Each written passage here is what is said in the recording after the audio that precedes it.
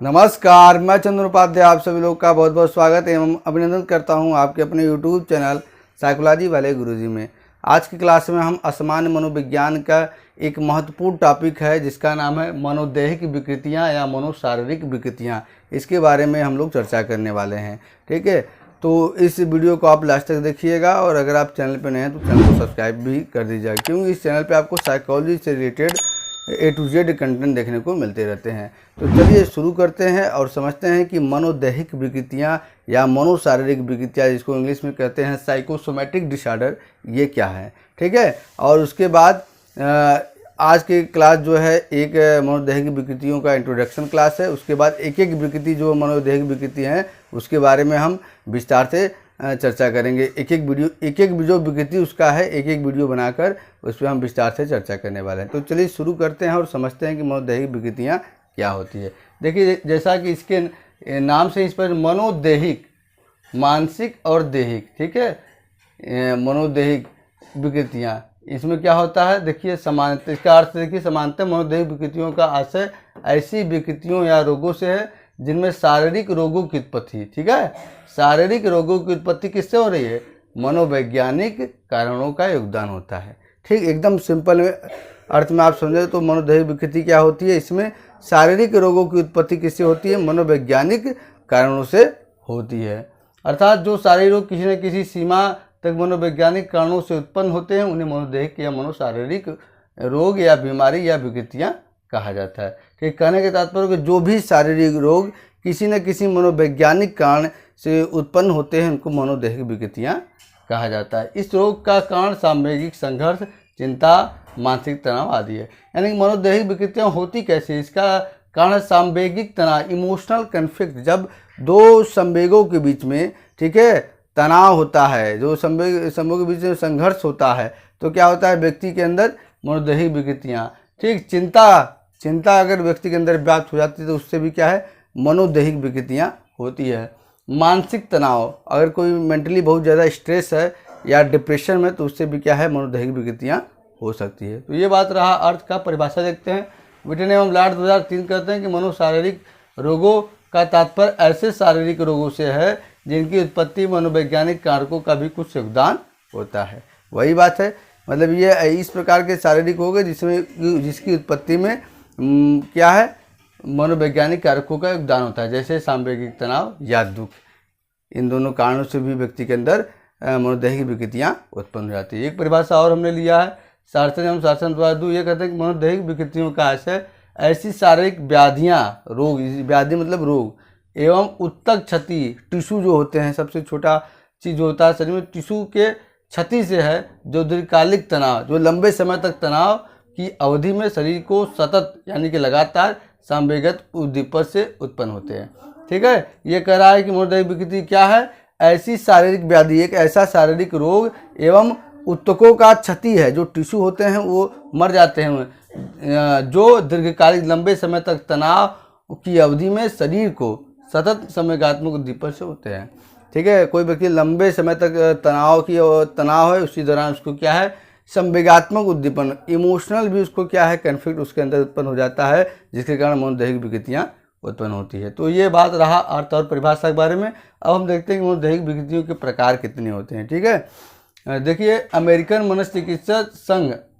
मनोचिकित्सीय संघ, जिसको शॉर्टकट में APA यानी कि अमेरिकन साइकेट्रिक एसोसिएशन, 1952 ने इसे निम्नलिखित 10 भागों में बांटा है। कौन कौन भाग हैं, मनोदैहिक हृदयवाहिका विकृतियाँ, साइकोसोमैटिक कार्डियोवैस्कुलर डिसऑर्डर्स। दूसरा है मनोदैहिक आमाशयांत की विकृति, साइकोसोमैटिक गैस्ट्रो इंटेस्टिनल डिसऑर्डर। अगला है मनोदैहिक श्वसन विकृतियाँ, साइकोसोमैटिक रिस्पायरेटरी डिसऑर्डर। अगला है मनोदैहिक त्वचा संबंधी विकृतियाँ, इसको कहते हैं साइकोसोमैटिक स्किन डिसऑर्डर। अगला है मनोदैहिक जनन मूत्र विकृतियाँ, इसको कहते हैं साइकोसोमैटिक और जेनिस्टियस डिसऑर्डर। अगला है मनोदैहिक अंतःस्रावी विकृतियाँ, इसको कहते हैं साइकोसोमैटिक एंडोक्राइन डिसऑर्डर। और इधर भी कुछ प्रकार हैं। 7वां है मनोदैहिक पेशी पंजरी विकृतियाँ, जिसको कहते हैं मस्कुकेटल डिसऑर्डर्स। अगला है विशिष्ट ज्ञानेंद्रिय संबंधी विकृति, इसको कहते हैं disorder of organ of special sense. अगला है हेमिक तथा लिम्फेटिक मनोदैहिक विकृतियाँ, इसको कहते हैं हेमिक एंड लिम्फेटिक डिसऑर्डर्स। अगला है अन्य मनोदैहिक विकृतियाँ, जिसको कहते हैं अदर साइकोसोमेटिक डिसऑर्डर।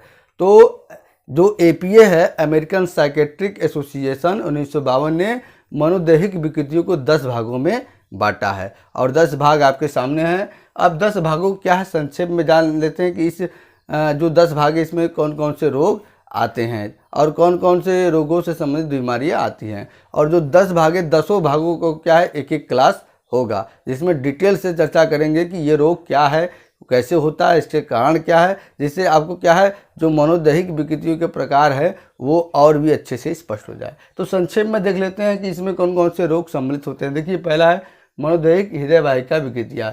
इसमें इस श्रेणी में हृदय एवं रक्त नलिकाओं से संबंधित रोगों को रखा जाता है। इसमें हृदय गति में वृद्धि, एंजिनल संलक्षण, हृदय रक्त धमनी की विकृति, सिर दर्द, अधशीशी जिसको माइग्रेन कहते हैं आदि मुख्य रूप से आते हैं। ठीक है, मनोदैहिक हृदय वाहिका विकृतियों में इतने रोग आते हैं। दूसरा है मनोदैहिक अमाशयंत्र विकृति। इसमें अमाशय से संबंधित इस श्रेणी में पाचन संस्थान में उत्पन्न रोगों को रखा जाता है। इसमें एनोरेक्सिया नर्वोसा, बुलिमिया, आंत का घाव, शोथ, पेचिस, जठर शोथ आदि प्रदान है। अगला है मनोदैहिक श्वसन विकृतियाँ। इसमें श्वसन संबंधी क्या है रोग आते हैं। इसमें श्वसनीय दमा होता है, सामान्य सर्दी होता है, फेफड़े का क्षय रोग होता है, उच्च श्वसन संलक्षण आते हैं। अगला है मनोदैहिक त्वचा संबंधी विकृतियाँ। जैसा कि इसके हेडिंग से स्पष्ट है, इसमें क्या है त्वचा से संबंधित, स्किन से संबंधित क्या है डिजीज आते हैं, जैसे न्यूडरमेटोसिस, खींचना एवं खुजलाहट और एटोपिक डर्मेटोसिस आदि को रखा जाता है।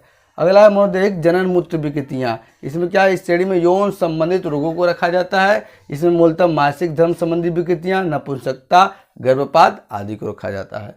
अगला है मनोदैहिक अंतःस्रावी विकृतियाँ। इसमें क्या होता है अंतःस्रावी ग्रंथियों से संबंधित विकृति को रखा जाता है, जिसमें प्रमुख रूप से क्या है हाइपरथायरॉइडिज्म है। ठीक। अगला है मनोदैहिक पेशी पंजरी विकृतियाँ। इसमें क्या है मसल्स से संबंधित रोगों को रखा जाता है, जिसमें पीठ का दर्द, मांसपेशियों में ऐंठन, तनाव, गठिया आदि। अगला है विशिष्ट ज्ञानेंद्रिय संबंधी विकृति। इसमें क्या होता है चिरकालिक कंजक्टिवाइटिस तथा अन्य समान रोगों को रखा जाता है। नवा है हेमिक तथा लिम्फेटिक मनोदैहिक विकृतियाँ। इसमें क्या रखा जाता है, इसमें इस रोग में खून एवं लिम्फेटिक तंत्रों से संबंधित रोग आते हैं। 10वां है अन्य मनोदैहिक विकृतियाँ। इस रोग में वैसी विकृतियों को रखा जाता है जिसमें तंत्रिका तंत्र में सांवेगिक कारकों की महत्वपूर्ण भूमिका होती है, जिसमें से प्रमुख रूप से क्या है बहुस्क्लेरोसिस एक ऐसा प्रमुख रोग है जिसको अन्य मनोदैहिक विकृतियों में रखा जाता है। तो इस तरह से आपने देखा कि मनोदैहिक विकृतियों के कुल 10 प्रकार होते हैं और 10 प्रकारों के बारे में संक्षेप में हमने जाना। हमने ये भी जाना कि मनोदैहिक विकृतियाँ होती क्या है और एक एक विकृति का क्लास, एक एक विकृति का एक एक क्लास चलेगा। ठीक है, जिसमें आपको डिटेल रूप से समझाएगा कि ये विकृतियाँ क्या है, कैसे होती हैं, इसके लक्षण क्या हैं, उपचार क्या हैं। ठीक है, तो आज के क्लास जो था मनोदैहिक विकृतियों का इंट्रोडक्शन क्लास था। आगे क्लास में आपको जो है मनोदैहिक विकृतियों के जो प्रकार है उसका एक एक प्रकार का एक एक वीडियो बनाया जाएगा। ठीक है, तो आज की क्लास में इतना ही। मिलते हैं हम अपने अगले क्लास में, तब तक के लिए आपका बहुत बहुत धन्यवाद।